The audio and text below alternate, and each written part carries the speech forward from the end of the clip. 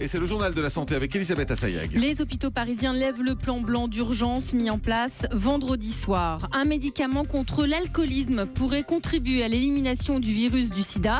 Et puis, une greffe totale du visage a été réalisée à New York. C'est une première car c'est la greffe la plus complète jamais réalisée. Et tout d'abord, donc, les hôpitaux parisiens qui lèvent le plan blanc d'urgence. L'assistance publique hôpitaux de Paris a levé le plan blanc de mobilisation maximale qui avait été déclenché vendredi soir pendant les attentats de Paris. Martin Hirsch, le directeur général, a levé le plan blanc, un plan qui touchait les 39 établissements de la PHP. On a tous un peu découvert l'existence de ce plan blanc vendredi soir. C'est un dispositif de mobilisation maximale prévu pour les situations sanitaires d'urgence et de crise. Il a été inscrit dans la loi depuis 2004. Il permet aux hôpitaux publics et privés d'organiser immédiatement les moyens humains et matériels pour faire face à l'afflux de patients ou de victimes. Depuis vendredi soir, les hôpitaux ont fait face. Ils ont pris en charge 433 personnes dans le cadre des attaques terroristes, dont une quinzaine de personnes qui se sont présentées spontanément lundi en état de choc psychologique.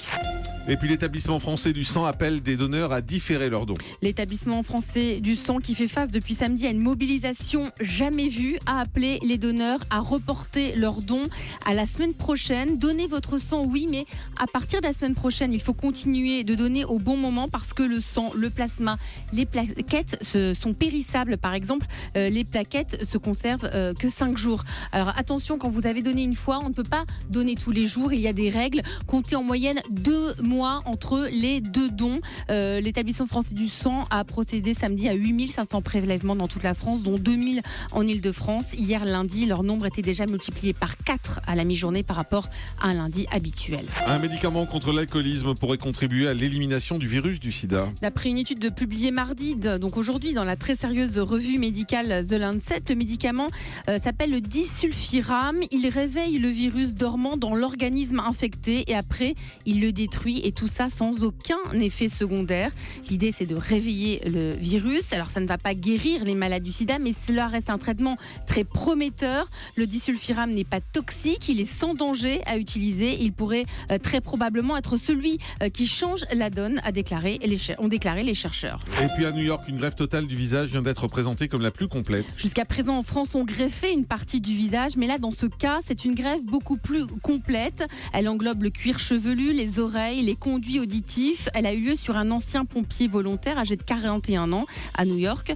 C'est notamment la première fois que le résultat ne présente aucune cicatrice, aucune irrégularité sur le visage même. L'opération a eu lieu en août et les images du patient prises 3 mois après, donc maintenant, donnent l'impression d'un visage sans cicatrice, sans marque évidente. Seuls les yeux et les paupières présentent un aspect tuméfié. Et puis le chiffre du jour, c'est 2. Danser, ça rend 2 fois plus heureux.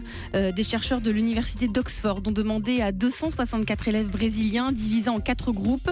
Ils ont été soumis à des tests de synchronisation et plus vous dansez de façon synchronisée avec une personne, plus vous avez un sentiment de bien-être.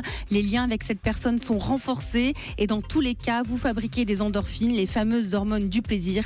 Alors on danse, on continue de sortir et de danser. Effectivement, merci beaucoup Elisabeth.